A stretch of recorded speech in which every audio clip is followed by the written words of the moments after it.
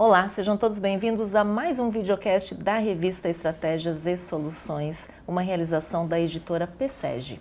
Eu sou Soraya Fess, eu sou apresentadora deste videocast e trago para nossa conversa a expansão das linhas de crédito rural. Esse crescimento aqui em nosso país, ele está estimulado tanto por políticas públicas quanto por bancos privados. Para isso, eu trouxe alguns dados para compartilhar aí com vocês. Então, dá uma olhadinha só nesses números. O desembolso realizado pelo Plano Safra no ano de 2023-2024 chegou perto de 373 bilhões de reais no período de julho de 2023 até maio de 2024. Esse número representa um aumento de 13% em relação a igual período da safra passada. Já o Plano Safra 2024-2025 destinará para o financiamento cerca de 400 bilhões de reais. É um acréscimo e tanto aí. Então, outro estímulo também que impulsionou esse crescimento foi o aumento do suporte aos investidores em relação aos riscos da concessão de crédito, seja pelo oferecimento de seguros, seja por acompanhamento especializado de previsão de risco. Enfim, é um assunto e tanto para a gente poder conversar. Esse último serviço que eu acabei de comentar aqui, da especialização de previsão de riscos, é oferecido por empresas como a Sigria.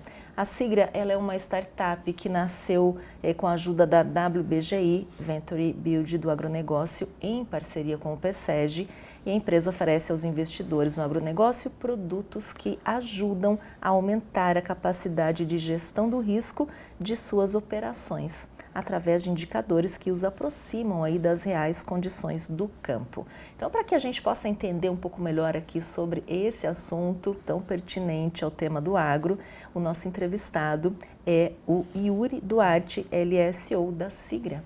Yuri, seja muito bem-vindo. Obrigado, Soraya. Bom, eu trouxe dados aqui interessantes, né, de um crescimento que vem, mas antes de mais nada, eu gostaria que você contasse aqui para nós como nasceu a Sigria. Tá certo, Soraya. Bom, a Sigria nasceu muito do que eu venho de uma origem acadêmica, né? Então eu fiz agronomia, depois eu fui fazer mestrado e doutorado na área de climatologia, risco climático e mudanças climáticas. E eu vi nesse meio aí uma oportunidade de levar o que eu estava vendo na pós-graduação para o mercado através da análise de risco do clima futuro, né? E por estar ali trabalhando no meio com agricultores e tudo mais, sempre ouvia muito a temática do risco climático e como que ele impacta na lavoura, né? E como que o efeito do clima ele acaba sendo fundamental para o sucesso ou para o fracasso do agricultor, principalmente quando a gente está falando de agricultura de sequeira no Brasil, que é o cenário dominante, né? E aí eu falei, bom, existe aqui um interesse, né, das pessoas saberem sobre esse risco e consumirem um produto que fale sobre risco climático. E paralelo a isso, né, muito se ouvia falar também sobre o quão complexo, difícil e demorado é acessar crédito rural, né? E fazendo um link, né, as instituições financeiras elas acabam sofrendo também com a questão do risco climático, justamente porque elas estão emprestando dinheiro para o agricultor, né? E se o agricultor está correndo esse risco, automaticamente o credor também está. E a nossa ideia foi, bom, então a gente consegue talvez com um sistema de alerta, com algoritmos especializados em analisar esse cenário, fazer projeção, interpretar ali a condição climática e da safra, a gente consegue juntar tudo, né, e oferecer isso para o mercado, né? Então, conversando com algumas pessoas, com alguns amigos, um colega, eu lembro até hoje, a gente estava almoçando, ele falou, essa ideia é boa e tal, você ouviu falar já da WBG? Eu falei, não conheço. Ele falou, então, conversa com esse cara aqui, passou o contato na época do João Blasco, e falou, manda uma mensagem, conversa, é uma Venture Builder, eles estão investindo em novas ideias focadas no agronegócio, pode ser que dê certo. E conversei, mandei uma mensagem, a gente marcou algumas reuniões, a conversa foi evoluindo, foi dando certo, e o que antes era só uma ideia e uma apresentação num PowerPoint acabou virando tudo isso daqui, né? Então, deu tudo certo, as conversas foram indo muito bem, A gente teve o aporte deles, que do começo das conversas até o aporte de fato aí demorou mais ou menos um ano, um pouco menos talvez. A questão do 2020, né, o efeito da pandemia atrasou muita coisa também, mas no fim deu tudo certo. Graças ao apoio da WBGI a gente conseguiu tirar uma ideia do papel e trazer para a realidade. Não foi só a WBGI que nos apoiou, a gente teve apoio de várias outras pessoas, inclusive da própria equipe interna da WBGI, para a gente conseguir chegar onde a gente chegou de fato, né? Mas foi muito, muito boa essa parceria e hoje a gente está com o produto pronto e indo ao mercado com ele. Essa parceria, o que você pode destacar, assim, que você falou assim, não, esse momento realmente foi crucial, a presença da WBGI que fez com que vocês, porque é um desafio, né?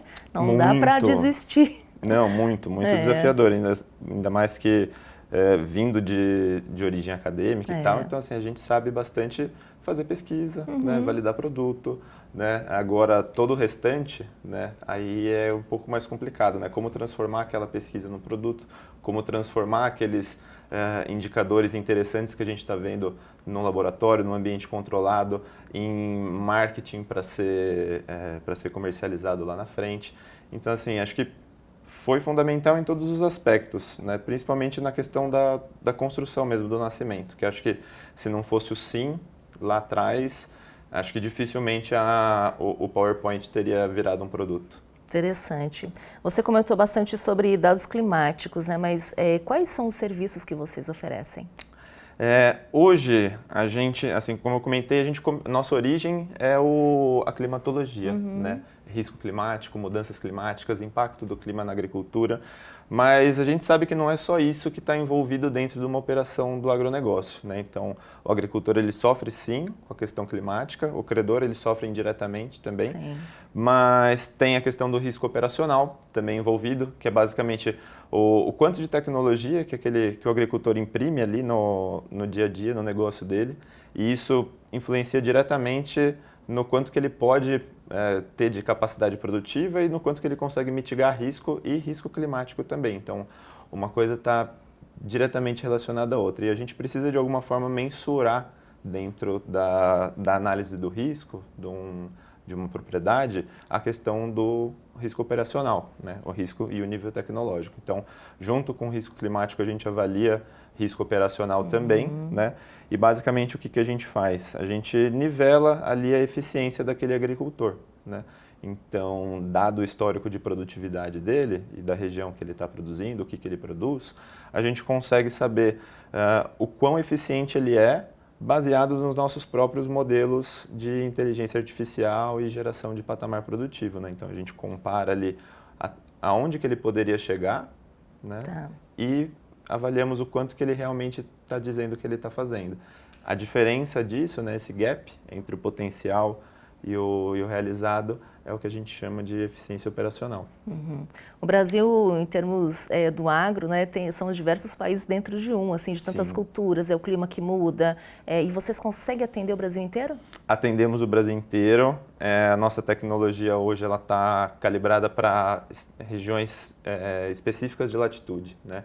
Então, conforme a gente vai chegando um pouco mais próximo do Equador, né, as condições vão mudando, duração do dia, efeito da própria sazonalidade de chuvas, né, e isso implica diretamente nas plantas e nas cultivares que são plantadas em cada região. Então, cada região precisa ter ali o seu pacotinho tecnológico próprio para funcionar e representar bem, né, o modelo, representar bem o ambiente.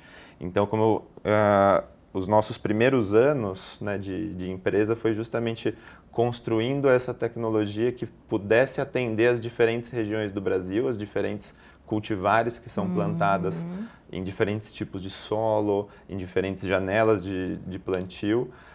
Então, a gente teve esse trabalho, esse cuidado de parametrizar as culturas do milho e da soja, que é o que a gente trabalha hoje, o nosso carro-chefe, né?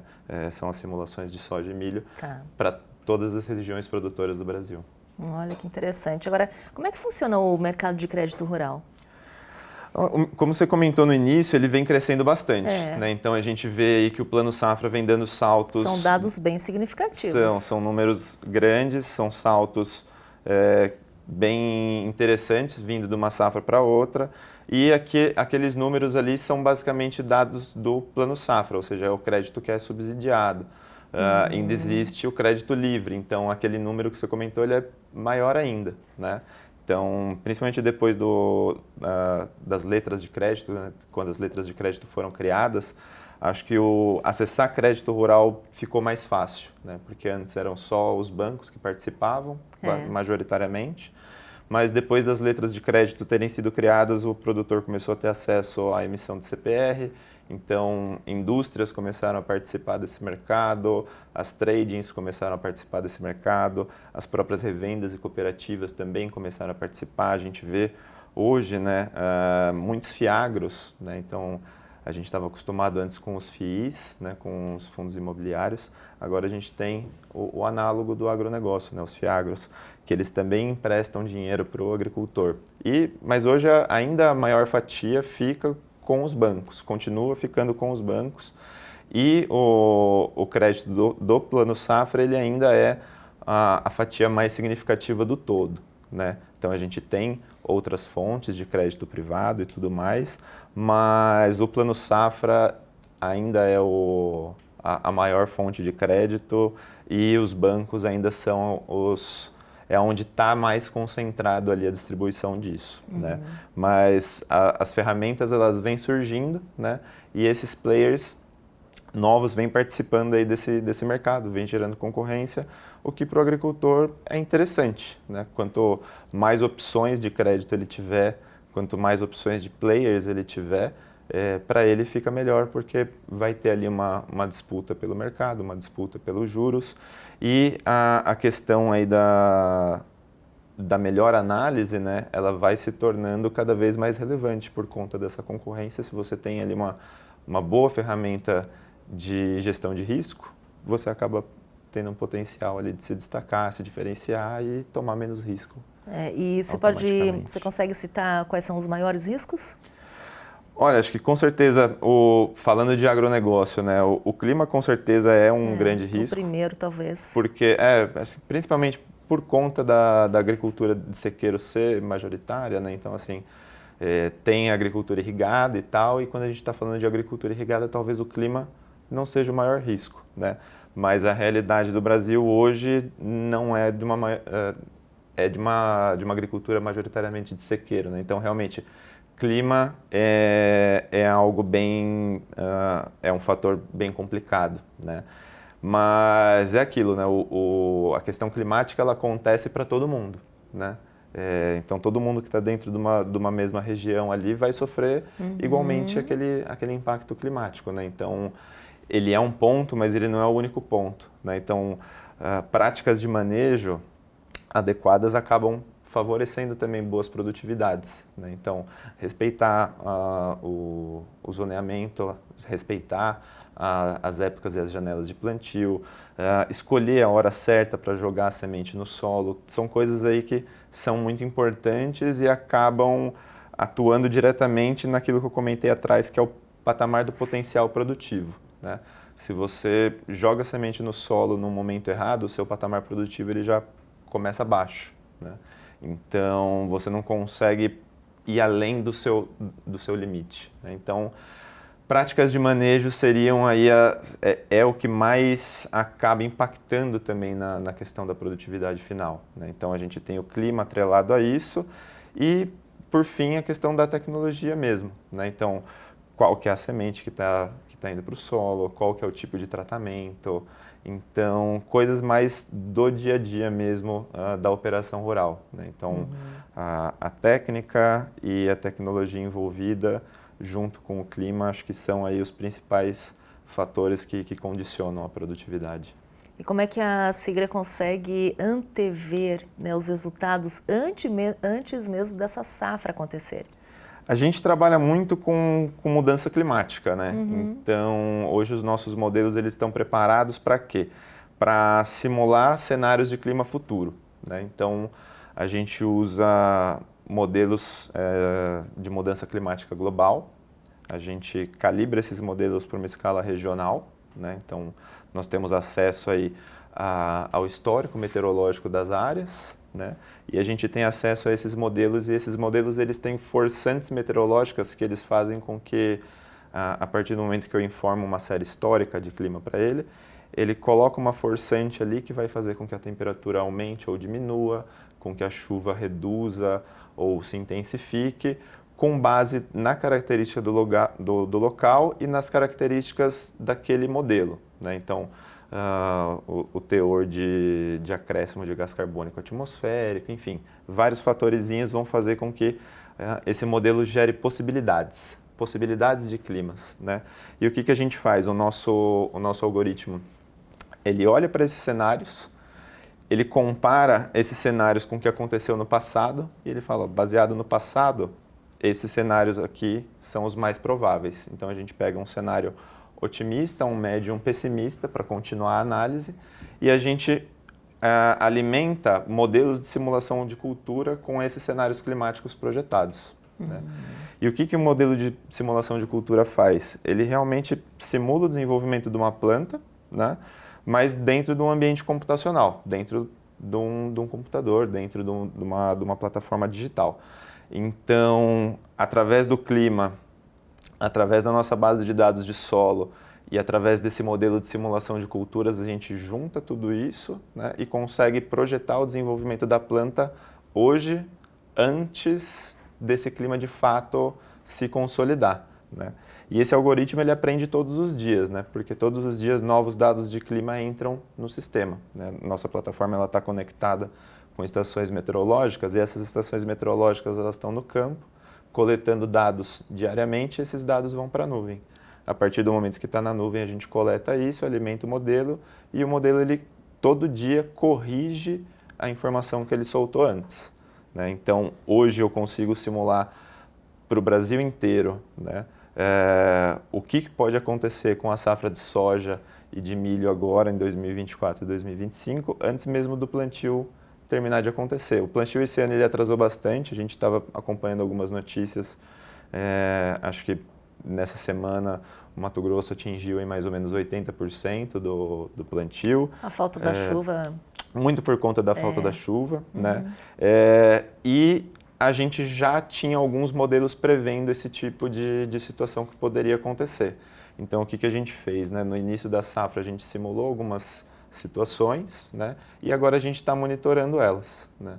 Então, a nossa ideia é, no final dessa safra, ver o que a gente preveu no início e comparar com o resultado. A gente fez alguma coisa parecida no ano passado, tivemos bons resultados, a gente acompanhou poucas regiões, mas dessas poucas regiões que a gente acompanhou, tivemos um resultado bem satisfatório, né? A gente estava acompanhando basicamente o Mato Grosso. Esse ano a gente está acompanhando um pouquinho alguns lugares a mais. A gente continua acompanhando as mesmas áreas do Mato Grosso, alguma coisa no Goiás e no oeste da Bahia. Envolve bastante inteligência artificial nas ferramentas? Bastante, bastante. Envolve modelagem, bastante, e também muito algoritmo de inteligência artificial, algoritmos de segmentação, né, para a gente poder conseguir realmente classificar e falar se aquilo que a gente está mostrando, né, e que os nossos modelos estão falando de fato estão acontecendo, né, porque a gente faz uma amarração disso com imagem de satélite também, né, então a imagem de satélite realmente está olhando ali para o campo, né, e a gente usa ela de validador dos nossos modelos. Tem uma importância também sobre indicadores de biomassa? Tem, porque é através dessas imagens que a gente faz o levantamento dos indicadores de biomassa, né? E é através desses indicadores de biomassa que a gente cruza com a informação do modelo, né? Então, o que é o esperado que aconteça, né? Que ao longo da safra, esses índices de biomassa eles vão aumentando, né? Eles vão aumentando, o que indica que a lavoura está crescendo, né?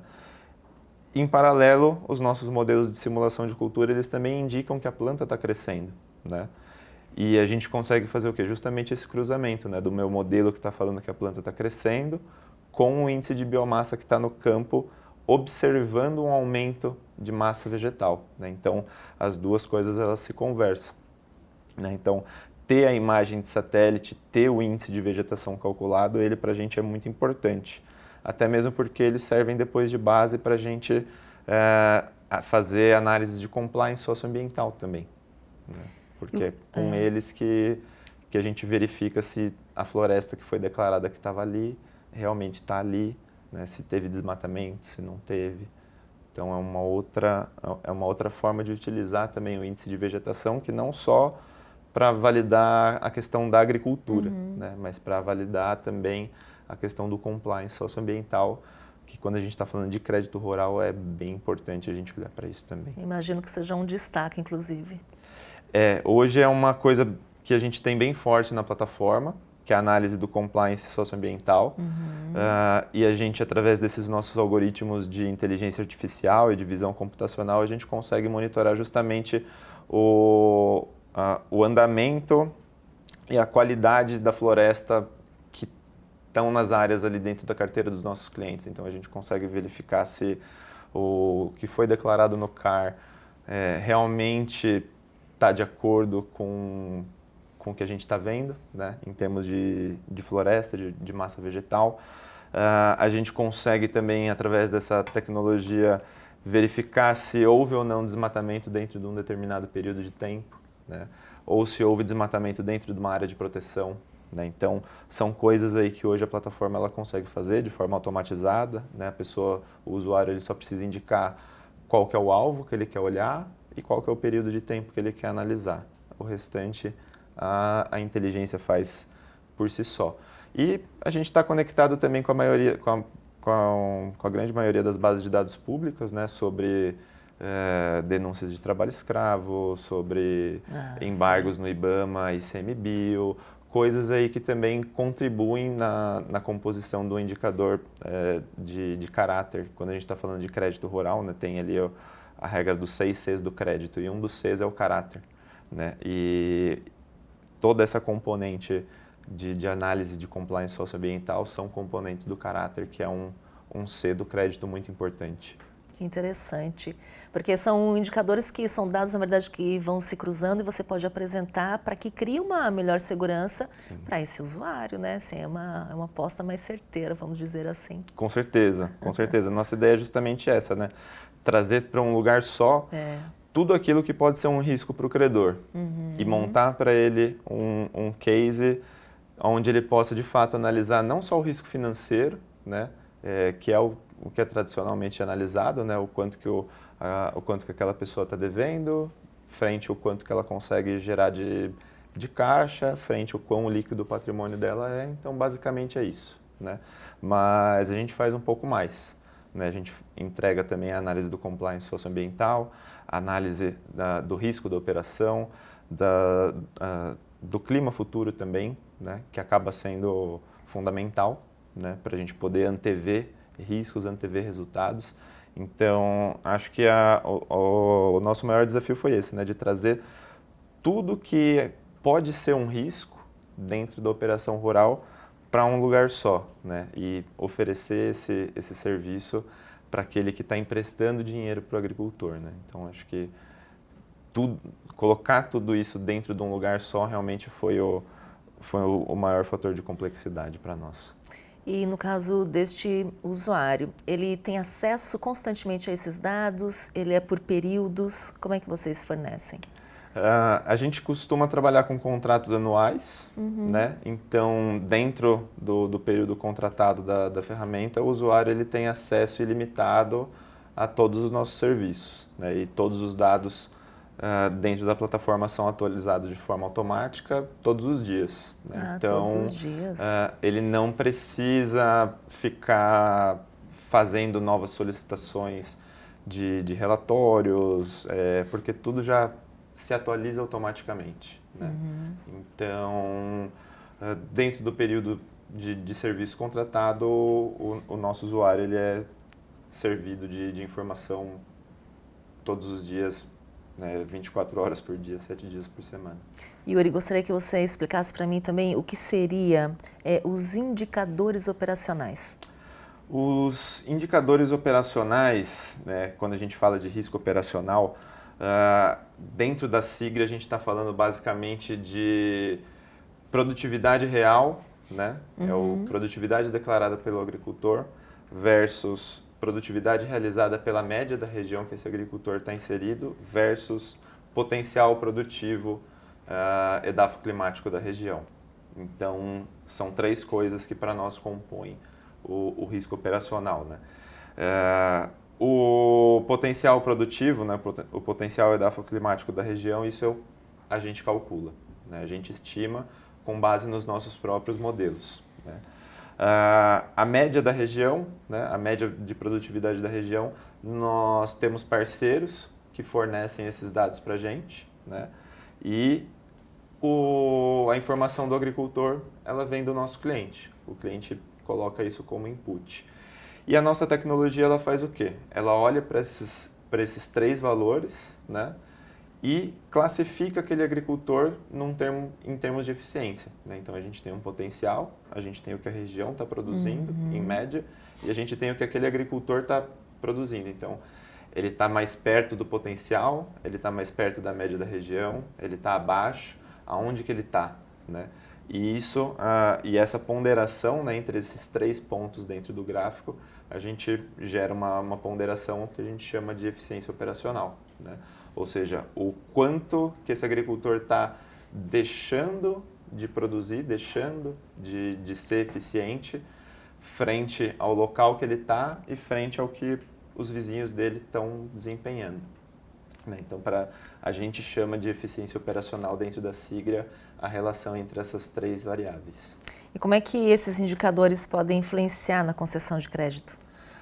Olha, eles podem influenciar bastante, visto que, bom, a gente tem o fator climático, né? Então, se os cenários climáticos eles estão apontando todos eles para um futuro negativo, né, ou mais pessimista, né, é um ponto de risco, né, que vai fazer com que talvez o credor ele prefira não concentrar a carteira dele dentro de uma região que está apresentando um alto risco climático, né? Então, acho que esse ponto ele é bem importante. Outro ponto é o próprio risco operacional, né? Se o agricultor ele tem uma eficiência operacional baixa, o que isso quer dizer? Quer dizer que mesmo que com um potencial produtivo ótimo, ele ainda não vai conseguir ter um bom nível de desempenho, né?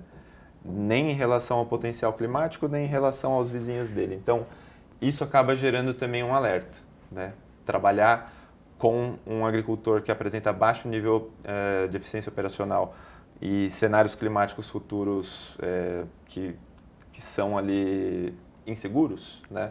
Acaba criando o quê? Um cenário de incerteza muito grande.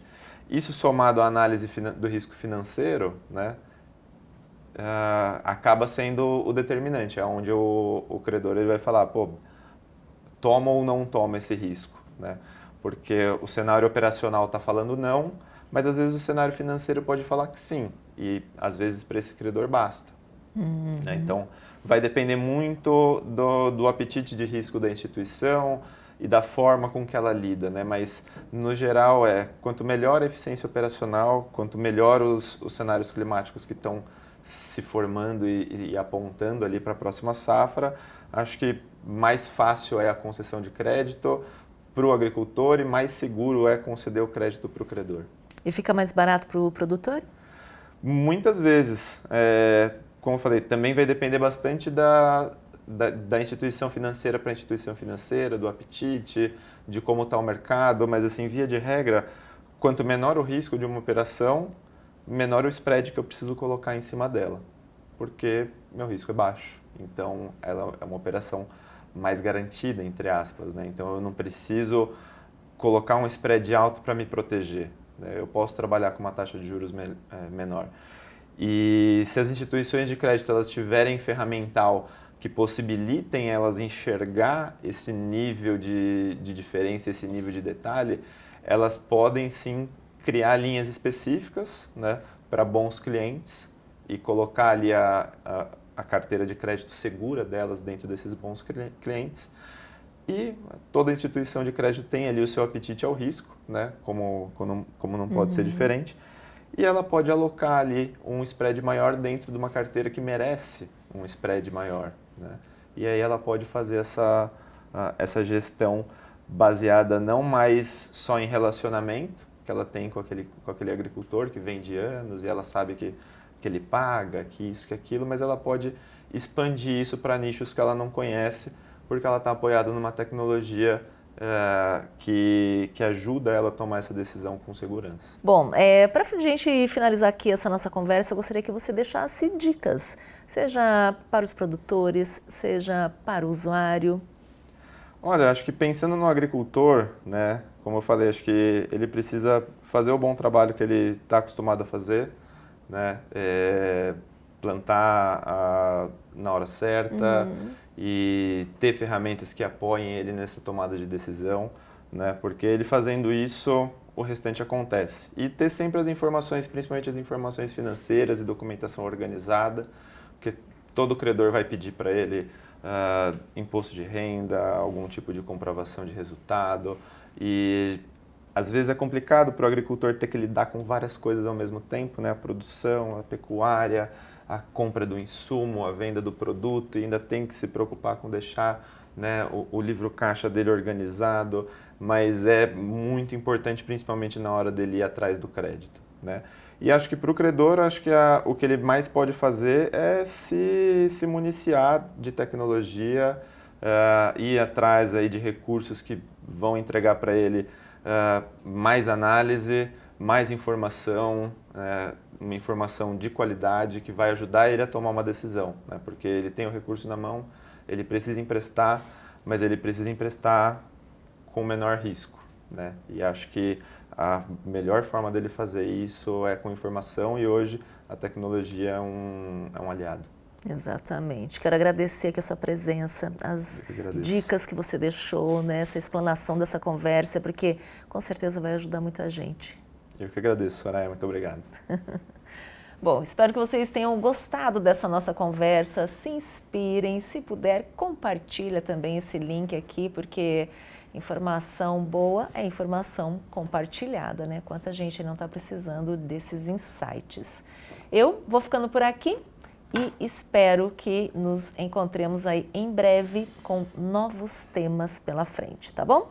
Até já!